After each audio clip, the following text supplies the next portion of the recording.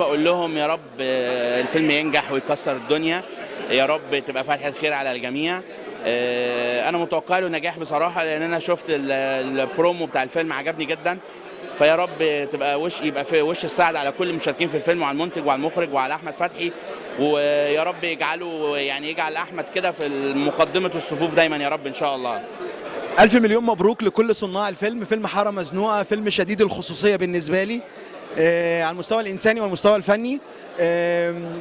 سعيد جدا بمحمد هشام عامر، المنتج الشاب الواعد أمل صناعة السينما في مصر إن شاء الله، انه منتج تعامل مع الممثل على انه فنان، لان هو في الاصل فنان. استاذ بيتر ميمي مخرج، انا شايف ان هو بيتقدم وبيبقى احسن، وبقول له من نجاح لنجاح يا استاذ بيتر، ويا رب الفيلم ده يبقى نقله في حياتنا كلنا.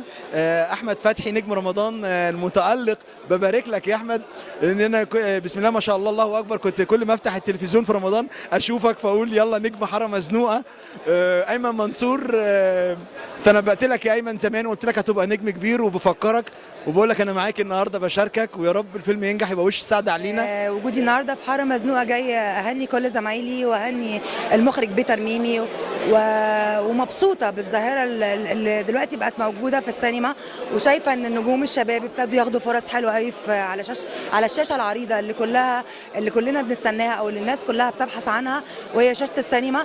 فبقول لهم الف مبروك لاحمد فتحي والغلا غانم ولكل الكرو الموجود في العمل، وبقول انه كويس ان المنتجين وكل صناع الانتاج السينمائي ابتدوا يقولوا ان في شباب لازم ننقلهم في حته ثانيه وننقلهم في خطوه ثانيه، لان هو ده اللي لازم.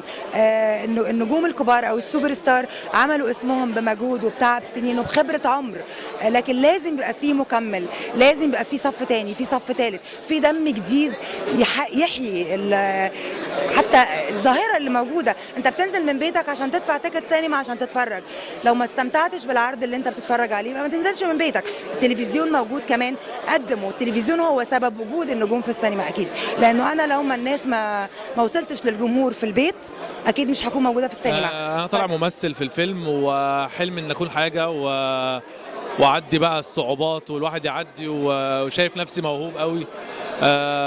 ان شاء الله يعني الموضوع يكون عند حسن ظن الناس، واكون تحت حسن ظن الناس، والناس تكون مبسوطه بيا ان شاء الله يعني ان شاء الله. دوري في الفيلم رندا ممثله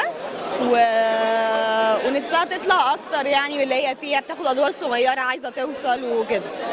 مين اللي رشحك للفيلم، وايه اكتر حاجه عجبتك في السينما؟ دكتور بيتر ميمي هو اللي رشحني، واكتر حاجه عجبتني ان دور غريب انا ما عملتوش قبل كده. يعني دايما انا بطلع في البنت اللي بتحب السهتانه الحاجات دي، ما زهقت بقى، بس دور مجنون يعني.